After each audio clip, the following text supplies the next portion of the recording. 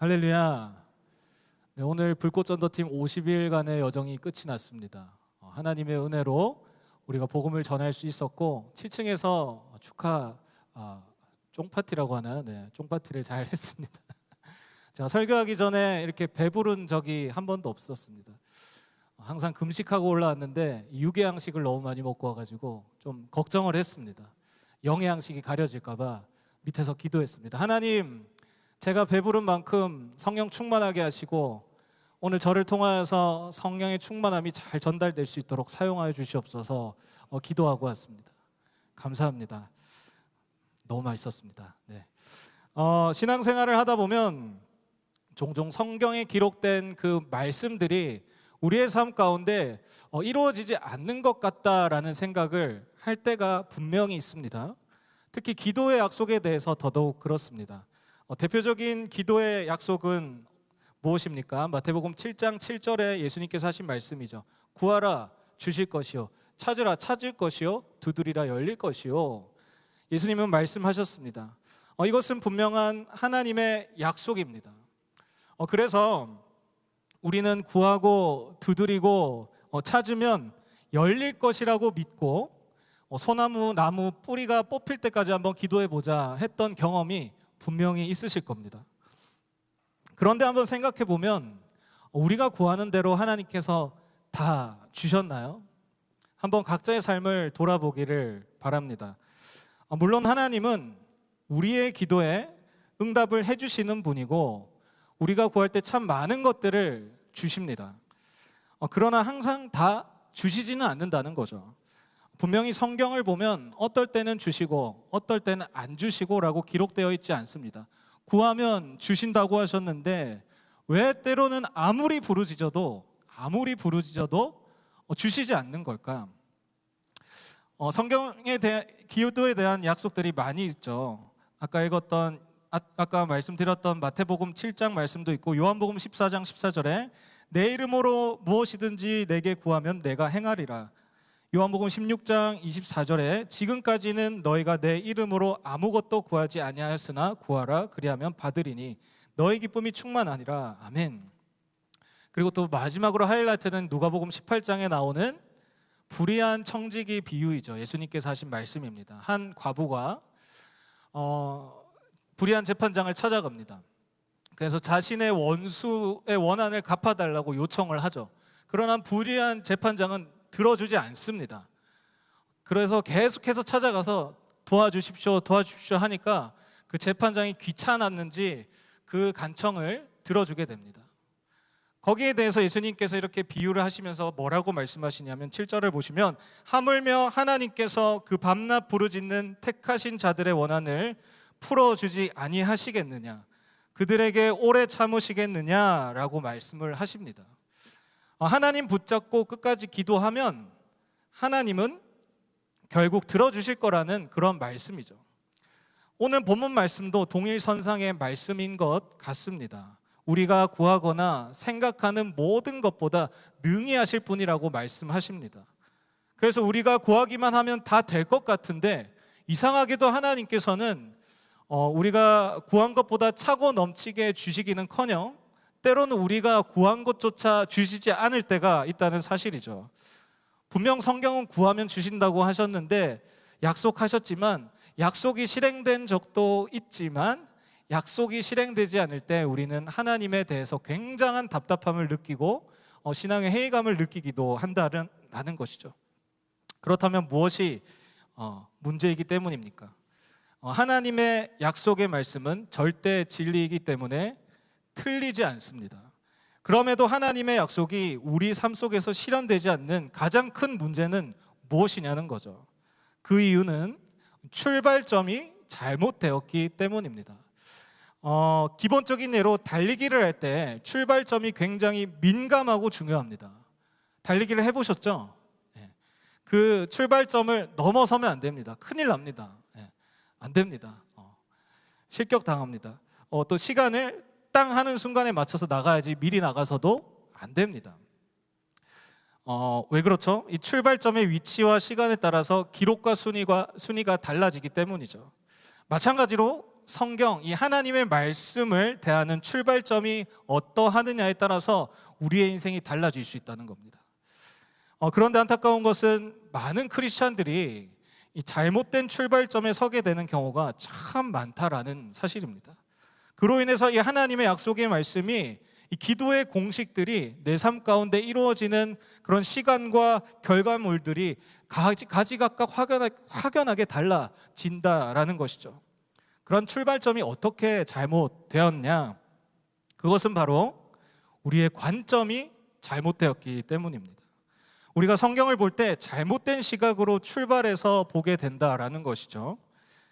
잘못된 관점을 갖고 보게 되면은 잘못된 이해를 하게 되고, 잘못된 이해를 하게 되면 잘못된 해석을 하게 되고, 잘못된 해석을 하게 되면 잘못된 적용을 하게 되고, 그래서 하나님 말씀이 때때로 우리 삶에 이루어지지 않게 되는 경우가 있다라는 거예요. 그렇기 때문에 그렇다면 구체적으로 어떻게 잘못되었느냐? 우리가 성경을 볼 때 철저히 자기 중심적으로 본다라는 사실이에요. 이 자기 중심성은 하나님 중심에서 벗어나 자기 중심으로 가게 되는 죄의 시작이기도 합니다. 굉장히 위험한 요소이죠. 선악과를 볼 때 하나님의 의도를 생각하지 않고 나에게 유익이 되는 것에 매여 생각했던 것처럼, 하나님이 우리에게 주신 이 기도를 나의 필요와 욕구를 충족시켜 주시는 그런 도구로 생각을 하고 바라봅니다. 하나님, 제 삶에 이러한 문제가 있습니다. 해결해 주십시오. 제게 이런 궁핍함이 있습니다. 채워 주십시오. 하나님, 제 인생 가운데 이러한 장애물이 있습니다. 좀 치워 주십시오. 완전히 자기중심적인 기도이죠.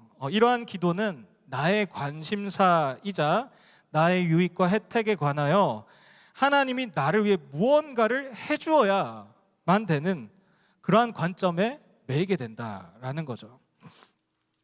이러한 관점으로 성경을 보게 되면 당연히 성경의 모든 내용들이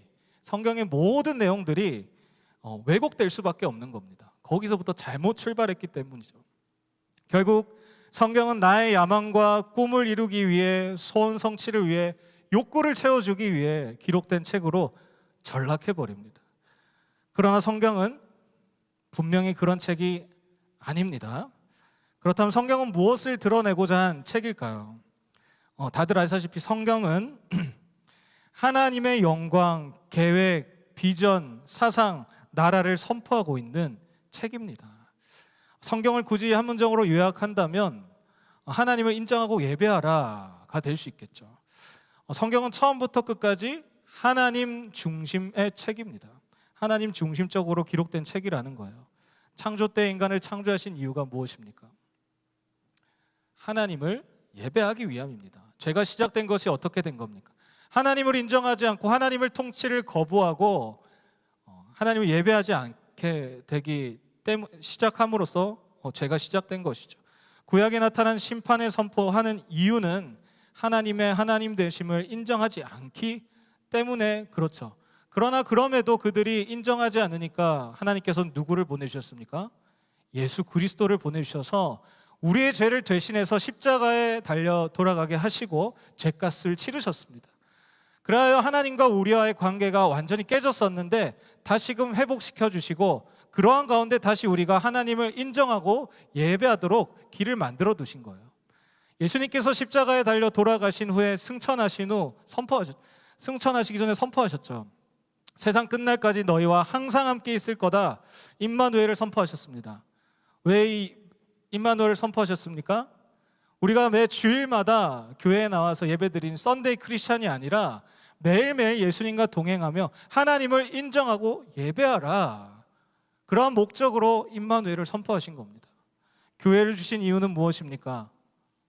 세상 모든 민족을 제자 삼아서 지상 최대의 명령을 우리가 이행하고, 그러한 가운데 모든 이들이 하나님을 인정하고 예배하게 하기 위함이라는 거예요. 천국으로 우리를 인도하신 이유도 무엇입니까? 마찬가지입니다. 전적인 하나님의 은혜로 우리가 하나님 나라에 들어가서 영원토록 하나님을 인정하고 예배하기 위함이라는 거예요. 다시 한 번 더 말씀을 드리지만 성경은 하나님 중심의 책입니다. 창세기부터 요한계시록까지 하나님 나라와 영광을 선포합니다. 그렇기 때문에 이 성경을 읽을 때 자기 중심성에서 벗어나서 하나님 중심을 가지고 읽는 것은 너무나도 중요하다는 것이죠.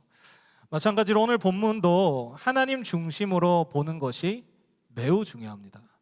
우리 본문 말씀 20절과 21절 함께 한 목소리로 읽겠습니다.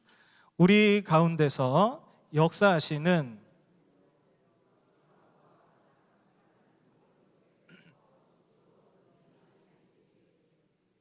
교회 안에서와 그리스도 예수 안에서 영광이 대대로 영원 무궁하기를 원하노라. 아멘. 재밌는 건요, 이 말씀을 읽을 때 자기중심적인 관점에 사로잡힌 사람의 눈에는 20절밖에 안 보입니다. 21절을 읽었는데도 21절이 중요하게 여겨지지 않습니다. 20절에 매입니다. 우리가 구하거나 생각하는 모든 것에 더 넘치도록 능히 하실 이에게 거기에 매입니다. 이 말씀이 무엇입니까? 내가 구한 것에 갑절의 은혜를 주시겠다는 말씀입니까? 떡을 구했더니 금덩어리를 주시겠다는 그런 말씀입니까? 이것이 이 본문의 핵심 구절일까요? 저도 처음에는 20절에 매였습니다. 그래, 기도하고 구하는 거 넘치도록 주시옵소서 막 욕심이 끌어올랐습니다. 그러나 묵상을 하면 할수록 21절의 말씀이 핵심이라는 것이 점점 깨달아졌습니다. 한국말은 처음부터 끝까지 들어봐야 알고 성경 말씀은 그 한 절만 읽으면 큰일 납니다. 앞뒤 구절을 잘 봐야 되고 더 넓게는 앞장 뒷장을 봐야 되고 제일 좋은 거는 처음부터 끝까지 한번 쭉 훑어봐야지 이 한 절에 하나님이 우리를 향한 그 뜻과 의미를 조금이라도 이해하기 수월한 것입니다.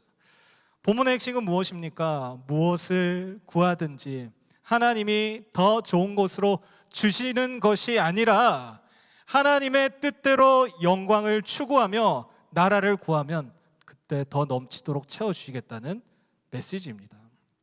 그 역사하심을 통해서 우리가 하나님께 영광을 돌려야 한다. 그것이 핵심입니다. 즉 우리의 소원 성취가 아니라 그 어떤 우리의 자아 실현이 아니라 하나님께 영광 오로지 하나님께 영광에 대한 내용이라는 거죠. 철저하게 하나님 중심적인 내용인 것이죠. 그러므로 우리가 하나님의 영광을 위해서 구해야 할 것은 무엇입니까? 읽지는 않았지만 우리 앞절에 있는 16절부터 19절까지 나와 있는데요. 첫 번째는 무엇이냐? 16절 말씀 함께 읽겠습니다. 그의 영광에 그의 성령으로 말미암아 너희 속 사람을 능력으로 강건하게 하시오며. 아멘.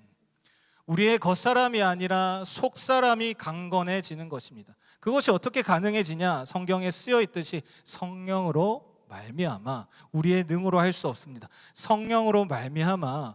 성령 하나님, 우리가 끊임없이 기도하고 찬양하고 예배할 때 성령 충만함을 주시옵소서 구해서 우리가 성령 충만함을 입으면 그 성령 충만함을 통해서 성령이 이끌려 훈련을 받고 그 가운데 우리가 속사람이 강건하여져서 하나님께 영광을 돌릴 수 있다라는 말씀이시죠. 두 번째는 무엇이냐? 17절 말씀 함께 읽겠습니다. 믿음으로 말미암아 그리스도께서 너희 마음에 계시게 하시옵고 너희가 사랑 가운데서 뿌리가 박히고 터가 굳어져서. 아멘. 그리스도께서 우리 마음에 계시게 한다는 것은 예수님이 주인된 삶, 예수님이 우리의 통치자가 되는 그런 삶을 이야기하는 것이죠. 그것을 구하는 겁니다. 우리의 삶 가운데 예수님이 참 주인 되심을 인정하십니까? 우리 마음의 중심의 첫 번째는 무엇입니까? 예수님이십니까? 이 두 번째가 정말 잘 안 되는데요. 이것을 가능하게 하는 것이 세 번째 18, 19절의 내용에 먼저 깨달아져야지 되는 것입니다. 18, 19절 함께 읽겠습니다. 능히 모든 성도와 함께 지식에 넘치는 그리스도의 사랑을 알고 그 너비와 길이와 높이와 너희에게 충만하게 하기를 구하노라. 아멘. 이 세 번째는 나의 욕구로 충족시켜 주옵소서가 아니라 하나님의 사랑으로 충만케 되는 것입니다. 사랑에 빠지면 온통 그 사랑의 대상만 생각나게 되죠. 그렇지 않습니까? 네. 너무 오래전의 일처럼 생각하시는 것 같아서 지금도 옆에 계신 분과 진하게 사랑하시기를 소망합니다. 마찬가지로 예수님을 사랑이 충만하게 되면 나도 진정으로 예수님을 사랑하면 자연스럽게, 저는 이 말을 자주 씁니다. 자연스럽게 억지로가 아니라, 인위적으로가 아니라 주님을 사랑하면 자연스럽게 예수님이 내 삶의 주인이 되시는 겁니다. 지난주에 하나님께서 며칠에 걸쳐서 저에게 질문을 하셨어요. 두 사람을 통해서, 전혀 상관없는 두 사람을 통해서 며칠 간격으로 저에게 똑같은 질문을 하셨습니다. 처음에 그 질문을 들었을 때는 망치로 한 대 맞은 것 같았어요. 무슨 질문이었냐면, 너 하나님을 사랑해서 그 사명 잘 감당하고 있냐? 라는 질문이었어요. 너무 질문이 강력했습니다. 그래서 너무 충격을 받아서 혼자서 깊이 생각을 했어요. 대화를 하다가 오랜만에 만난 목사님이었습니다. 대화를 하다가 깊은 생각에 빠졌어요. 그리고 나서 며칠 뒤에, 한 이틀 뒤였어요. 이틀 뒤인데 전혀 다른 사람이랑 또 이야기를 하고 있는데 그분께서 저에게 또 질문하는 거예요. 너 하나님 사랑해서 그 일 감당하고 있냐? 그 두 번째 질문을 들었을 때, 하나님이 지금 나에게 말씀하시는구나. 하나님이 나에게 너 진짜 하나님 사랑해서 그 일 감당하고 있냐 질문하시는구나를 깨달았습니다. 그러면서 과연 나는 하나님 사랑해서 일 감당하고 있나 생각해 봤는데 많이 부족하더라고요. 때로는 나에게 맡겨진 사명이 일처럼 여겨지고 인간적인 생각들에 사로잡혀서 살아갔던 적도 한두 번이 아니고 하나님 중심으로 사는 것이 아니라 자기 중심적인 모습들을 돌아보게 되었습니다. 너무 부끄러웠습니다. 다윗이 이 하나님을 향한 순수한 사랑의 마음을 표현하지 않았습니까? 그것과 비교했을 때 나의 이 모습은 하나님이 보시기에 기뻐하실까? 다윗은 시키지도 않은 성전을 짓겠다고 자발적으로 움직여서 그 일을 하겠다고 결심했는데 나는 하나님을 위해서 자발적으로 뭘 하려고 생각을 했는가? 내 안에 하나님이 주인 되지 못하게 막는 그것은 무엇인가? 스스로를 돌아보면서 굉장히 부끄러웠습니다. 성도님들도 오늘 이 저녁 한번 돌아보시기를 소망합니다. 과연 나는 예수님을 사랑해서 모든 신앙생활을 감당하고 계십니까? 하나님께 영광을 돌리기 위해 진정으로 하나님을 사랑할 때 그 모든 영광을 올리는 것들이 가능해집니다. 오늘날 여전히 자기중심적인 관점에서 하나님의 말씀을 대하고 헤어나오지 못하는 사람들이 많이 있습니다. 그러나 내가 원하는 대로 구하면 주실 것 같지만 성경의 전후 맥락을 보게 되면 결코 내가 원하는 대로 아무거나 주신다는 내용이 아니라 하나님 뜻대로 하나님 나라 구하면 주시겠다는 분명한 내용이 기록되어 있습니다. 성경은 철저히 하나님 중심의 책이기 때문이죠. 그러나 여전히 많은 사람들이 이 자기 중심성을 가지고 성경을 바라보고 적용하려고 합니다. 그렇기 때문에 이 기도의 본질과 정의 자체를 잘못 생각하는 경우가 많은 것이죠. 그렇다면 우리 성도님들이 생각하는 기도는 무엇입니까? 보통 오랜 시간 신앙생활을 하셨던 분들은 기도, 하나님과의 대화, 교제, 사귐 금방 떠오르실 겁니다. 그러나 정말로 내 마음 한구석에는 내가 생각하는 기도의 정의는 따로 있지 않습니까? 우리의 실제 기도 생활을 돌아보게 되면 정확하게 알 수가 있죠. 그렇다면 혹시 우리의 기도는 하나님으로부터 내가 원하는 것을 받아내고자 하는 수단이 아니었습니까? 하나님의 나라, 세계 열방 선교를 위해 기도도 했지만 가장 간절한 기도의 제목은 다 따로 있지 않습니까? 하나님 필요해요, 채워주세요. 이것도 저것도 주세요. 이러한 기도라면 입술로 하나님과 대화라고 말하지만 하나님과의 교제가 이루어지기 쉽지 않습니다. 이루어지지 않습니다. 처음부터 끝까지 나를 위한 기도로 하나님이 해주셔야 할 것들만 쭉 기도의 자리에서 읊고 떠나가진 않는지 한번 돌아보기를 바랍니다. 만일 이런 기도 생활을 반복하셨다면 철저히 자기중심적인 관점의 출발선상에 놓인 것이죠. 그러한 신앙 형태는 우리가 하나님께 끊임없이 실망할 수밖에 없는 구조가 됩니다. 내가 생각하는 내 필요와 욕구를 하나님은 다 채워주시는 분이 아니기 때문이에요. 결국 우리가 하나님과 멀어지게 됩니다. 이스라엘 백성들은 오실 메시아를 기다리고 기도했습니다. 로마의 압제 가운데 더더욱 필요했습니다. 구하면 주실 거야. 하나님, 로마의 압제 가운데 벗어나게 해주시옵소서. 로마의 황제 좀 폐위시켜 주시고 우리가 좀 더 안락한 삶 좀 살게, 평안한 삶 좀 살게 좀 도와주십시오. 그렇게 예수님이 오셨고 예수님이 많은 기적들을 행하니까 그들은 환호하고 신났습니다. 우리의 메시아가 오셨다, 할렐루야 찬양했죠. 그러나 예수님은 전혀 그들이 구했던 방향대로 움직일 생각이 없으셨습니다. 로마 제국을 없애버리는데 조금도 시간을 쓰지 않으셨어요. 심지어 어느 날 메시아라 부르는 예수님이 십자가에 달려 돌아가 버리십니다. 너무 허무하죠. 허망합니다. 실망스럽고 원망스럽고 심지어는 분노하는 사람들도 있었을 거예요. 하나님, 왜 기도에 응답해 주시지 않습니까? 우리가 그렇게 오랫동안 기도하고 기도했는데 왜 우리의 기도의 제목 가운데 응답해 주시지 않는 겁니까? 왜 응답이 되지 않았습니까? 하나님의 생각이 그들과 전혀 달랐기 때문이죠. 그들은 단순히 로마의 압제에서 벗어나 당장 편안한 삶을 살아보겠다는 것이었지만 하나님은 예수 그리스도를 통하여 온 인류를 사탄의 압제 가운데 구원하시는 그 일을 위해서 예수님을 이 땅에 보내신 것이죠. 오병이어의 기적은 생계의 문제를 해결하기 위함이 아니라 생명의 문제를 해결하기 위함입니다.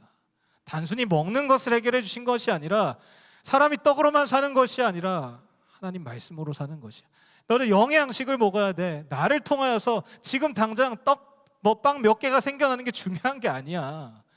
내가 바로 이 생명의 근원이야 라는 것을 선포하신 겁니다. 사람들은 잠시 잠깐 안락과 평안을 구하지만 예수님은 영원토록 우리를 풍요롭게 하는 길을 열어두셨다는 거예요. 만약 하나님이 그들의 간구에 응답을 하셨다면 예수님이 이 땅에 오실 필요도 없었을 겁니다. 그냥 로마 제국 하늘에서 무너뜨리시면 됩니다. 그렇게 우리가 그 가운데 조금 더 안락하고 편안한 삶을 살 수 있겠죠. 그러나 인생 마지막 날 지옥 형벌로 떨어지는 비극으로 끝이 나겠죠. 최소한 그리스도인이라면 우리는 우리를 위해서 무엇이 더 좋은지를 분명하게 인지하고 있어야 하지 않겠습니까? 결국 하나님은 아무거나 주시는 게 아니라 우리에게 가장 좋은 것으로 선한 것을 주시는 분임을 깨닫습니다. 이제 우리는 다시 성경으로 돌아가야 합니다. 그리고 나만의 방식으로 자기중심적인 관점으로 성경을 보는 것이 아니라 하나님 중심으로 다시 눈을 크게 뜨고 보기를 소망합니다. 그리고 성경이 말하는 기도의 정의가 다시금 세워지기를 바랍니다. 기도는 무엇입니까? 내가 원하는 것을 하나님께 받는 수단으로 여기는 것이 아니라 기도는 하나님이 원하시는 것을 나에게서 받는 수단임을 분명하게 깨닫기를 원합니다. 그래야 해서 기도를 하면 할수록 기도에 더 뜨거운 열심과 열정을 낼수록 하나님과 더 가까워지고 하나님의 심장이 나에게로 밀려오고 하나님이 좋아하시는 것을 나도 좋아서 기뻐서 눈물을 흘리고 그리고 더 깊은 사귐과 더 주님의 음성을 듣고자 하는 그 노력 가운데 내 계획 중심 그것이 아니라 말씀 가운데 하나님의 계획을 분명히 깨닫고 기도를 통해서 내가 하나님을 설득하는 것이 아니라 내가 하나님께 내가 설득당하는 그래야 정말로 그분의 뜻이 내 삶 가운데 이루어지는 기도의 본질이 회복되기를 소망합니다. 그래서 그 가운데 나의 기도하는 것보다 더욱 응답하시는 하나님, 내가 생각하는 것보다 훨씬 더 선하고 좋은 길로 인도하시는 그 하나님의 역사하심을 경험하고 내 삶 가운데 하나님의 온전한 통치하심이 임하여서 이것이 진짜 기쁨이구나, 그것을 체험하시고 그것을 다시 하나님께 영광 돌리는, 그래서 예배하는 우리의 삶이 되기를 소망합니다.